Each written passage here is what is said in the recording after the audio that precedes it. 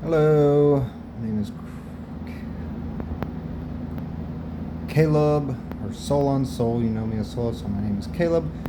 Today I am talking about grabovoi numbers.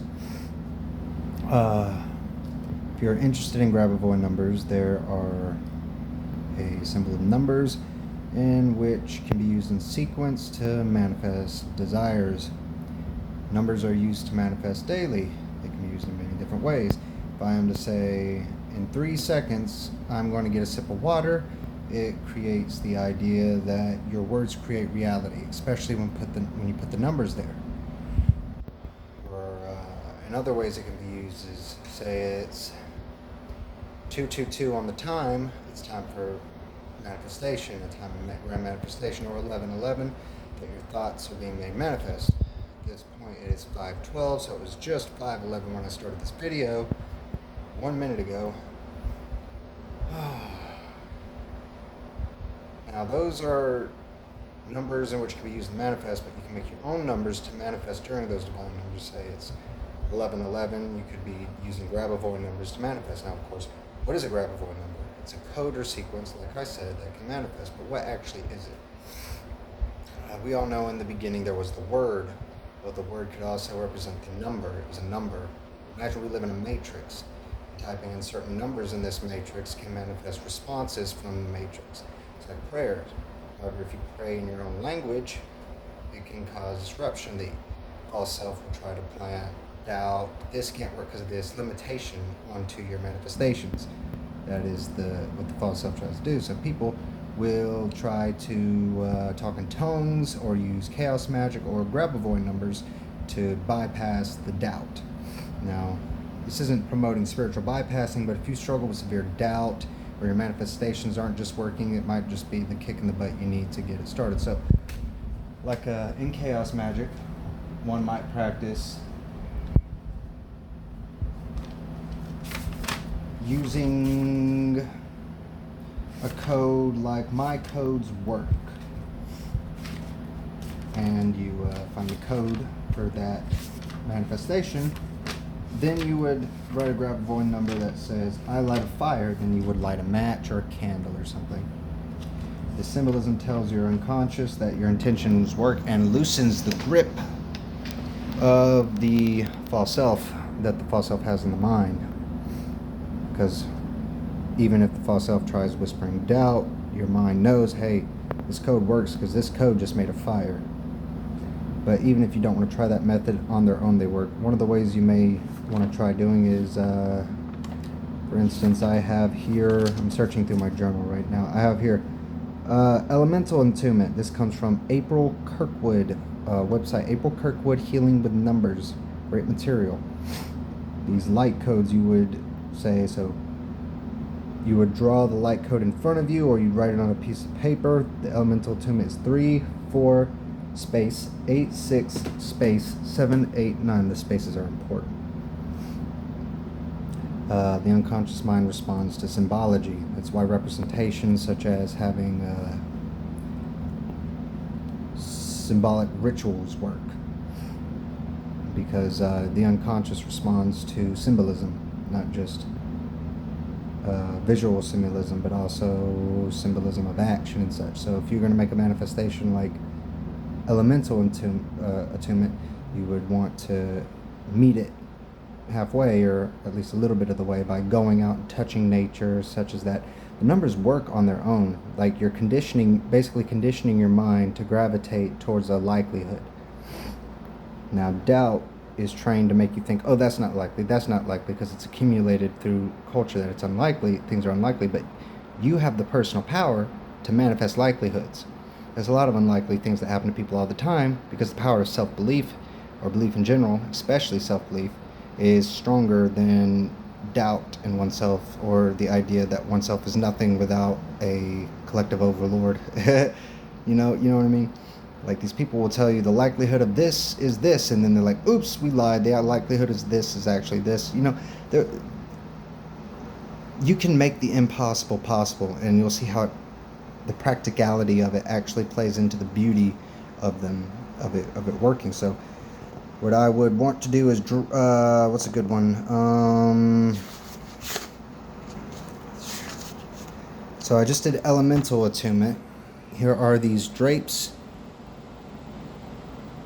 I don't know if you can tell on the screen, but the air is on, I'll keep that in mind, but as I move my hand, it causes the waving of the drapes. You see it moving and waving around? I'm gonna rewatch it to see if you got that. But if not, there's another one that usually works. That was elemental attunement. So this one I'm going to do learn a new language. 1167-692. Learn a new language. And you would want to write it in light in front of your face, or just in front of your face in general, or light it, or write it on your body, or rewrite it over and over and over again. Or something about light. Oh, here's one I have over here. Light it. Okay, light it. I smoke. Horrible, I have it. Don't pick it up. Here is a fire. It goes to the left when you ask it a question. If the answer is yes, right if no. Is that right? And you see it flickering to the left on my angle. Snow is blue when it comes out of the sky. And you see it trying to go to the right to say no.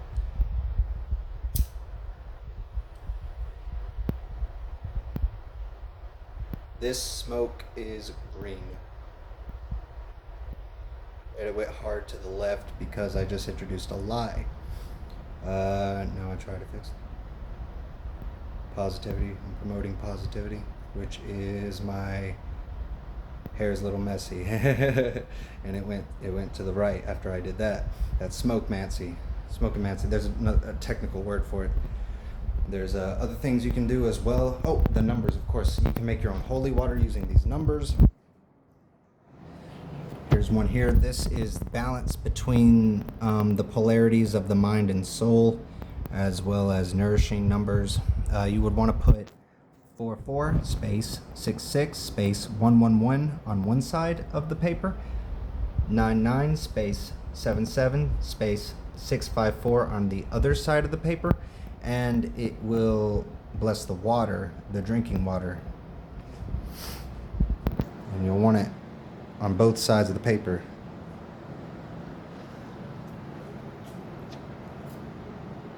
All right.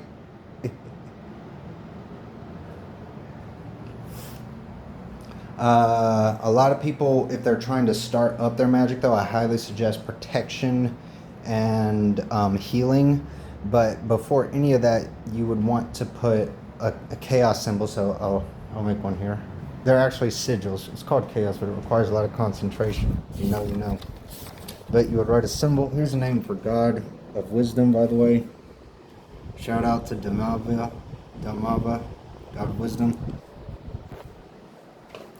And in chaos, you would take a word, my sigils work. You would take out all the take out all the vowels, and take out repeating letters, and you would mix it up over and over again until the symbol is unrecognizable, and then you would put yourself in another state of awareness. So if you smoke all the time, go without smoking when you're doing it, or do a breathing technique, or you just want to change your awareness from what state it usually is in during most of the time. And then you will meditate on this sigil. Then you will make another sigil that says, I light a fire. Then you will take a flame, burn the sigil, burn both sigils, and it tells your brain that it works. I did one like, I am a master magician and such, things like that.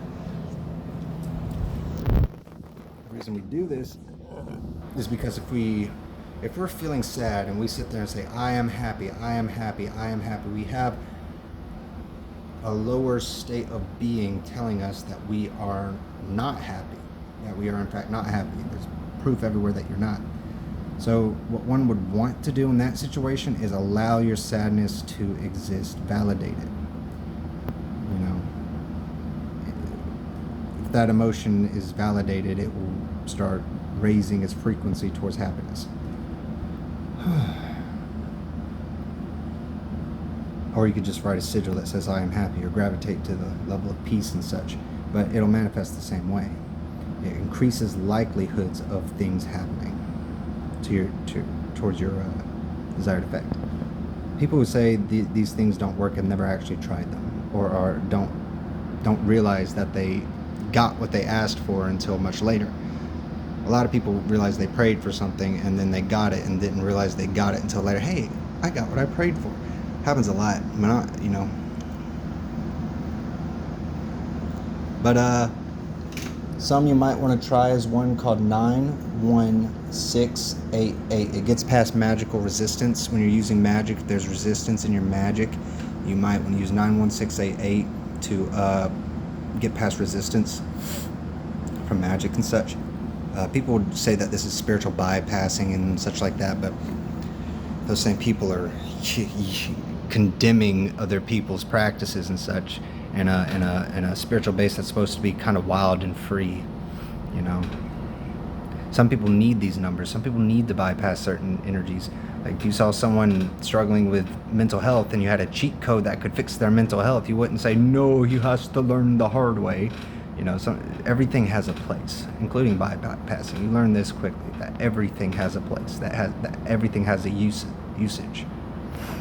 Everything has importance. When beginning the spiritual path, you may want to keep in mind, to not take things personally, because things will seem like a direct attack. The false self will make it feel like people hate you. It'll make it feel like you're lesser than, that you are your thoughts and emotions. It'll make you feel as though you are the villain, for setting boundaries and such. And then the final trick, one of the final tricks, is it'll make it feel like you need it, or that you made it, And the worst thing you can do is believe you beat the ego or got rid of the ego. When you think the ego is gone, that is when it's got you in the tightest grip. And that's true for all things. When you think the problem isn't there, it's there. You just don't know about it. Which is a good thing. There's such a thing as good problems. Not everything that has to do with the ego is inherently bad. It's just not. Not everything that is of the ego is bad. The ego is how we perceive reality. What you want to do is see how it reacts when it's complimented. You want to observe it, see how it reacts when it's complimented, see how it reacts when it's insulted, see how it reacts when it's challenged, see how it reacts when you view things you don't agree with. When you view things you don't agree with, do you lash out, or is that ego or false self lashing out? See what you identify with. The best way you can get past the ego is by understanding it, observing it. The minute you feel like judging it, you already failed. But the minute you feel like judging yourself for judging, you failed worse. So there's nothing to do wrong, really. Just don't be a dick. 916. This is, I already showed you Damaba Sybil 522. What else is here? There's more here. Where are my numbers? A bunch of them are they're hiding from me.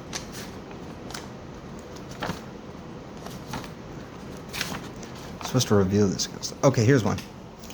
Psychic protection. If one does one like 3123094, you'll find yourself doing things that protect your psyche. So you got to keep in mind, these numbers aren't just bypassing for the sake of bypassing. They remove the things that are in the way of your intentions. They give a bunch of good stuff, but they remove what's in the way of your intentions, and they work. So you should be very careful to make sure that what you want is really what you want, because you'll get it. So I guess know what you want. So psychic protection can be seen as psychology protection and such. You'll find yourself heightening your sense of awareness, filtering what you put in your body, including media and such. You'll awaken to how people have been controlling you. You'll find out a lot of stuff that'll just darn right scare you. because you'll have to be scared to get psychic protection. A lot of people are being abused psychologically or psychically all the time without knowing it. So when you ask for psychic protection, like we discussed, you become more aware of what is being controlled within you and who is controlling that essence within you. And then you'll be given choices.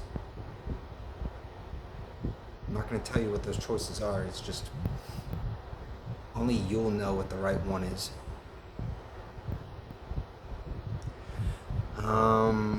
There's one for mind control, but mind control is control over one's own mind. What the philosophers say is true. You have to be able to control yourself, and you will find it difficult to control yourself if you don't know yourself. So if you do one for mind control, you'll most likely go on an adventure of learning your own self, how you're, like I said, how you have been controlled by others. You may want to watch psychology tricks and stuff and see how people have been manipulating you in the past and be aware when people do it. And you'll want to control your own body, what you put in your mouth, what you put in your eyes, what you put in your ears, what you allow yourself to see and such. Control of one's own actions, thoughts, words, mindfulness pretty much. It's a practice of mindfulness. And once one understands how to control the self, they shed pretty much all the egotistical needs, because the egotistical needs are what controls us. If we control the self, we are no longer identify too much with ego. And then by the time you can control others, it usually manifests in ways of being a lecturer or being an influencer. There are egotistical ways of mind control, but I don't. They hardly ever work. If you use an egotistical thing to mind control to, God forbid, hurt someone, you'll probably get hurt. You know? Because it teaches lessons. So if you use mind control to try to hurt someone, the karma's still at play. I mean, no slave and no God is above the law of karma. But you figure out when you start going into the mind control thing, you're going to want to do what's right because you know that's the only way you'll get what's right. Or you'll do what's right just for the sake of it. The argument is you should do what's right without expecting anything in return. But once you understand the law of karma, you know when you do right, good things will happen. But you also know there'll be tower moments. There'll be moments of despair and resistance. You might have everything taken from you. You might lose everything you own. You might lose everything you had. But you'll get good for it. It'll feel like you're doing the right thing and bad stuff is happening to you. And then when things start working out and you realize you have more than you had before and you have everything you need and everything worked out exactly how it should, you'll realize you had everything you wanted. You know, it returned back to you.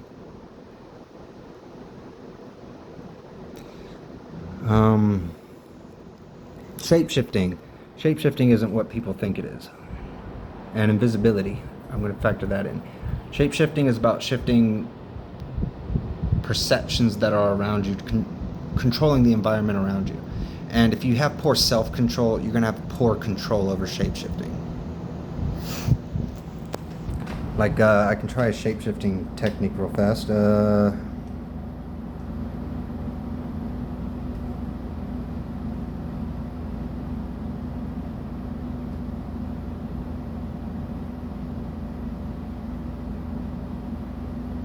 Now, what just happened was, and you probably didn't notice it, I mentioned shape-shifting right at the time my fan turned on, because shape-shifting is about shaping the environment around you as well as the self. So maybe I can do stuff like that. Usually pops forward a little bit. Yeah, it's moving forward a bit here. I'll let you see. Or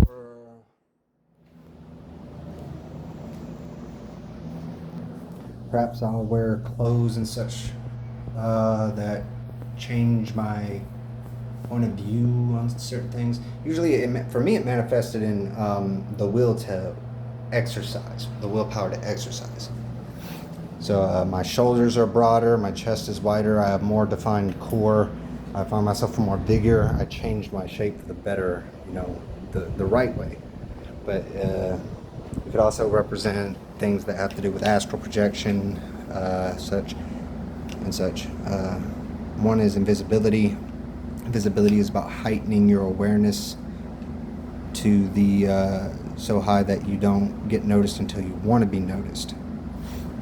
This usually comes at the sacrifice of objects, in my experience.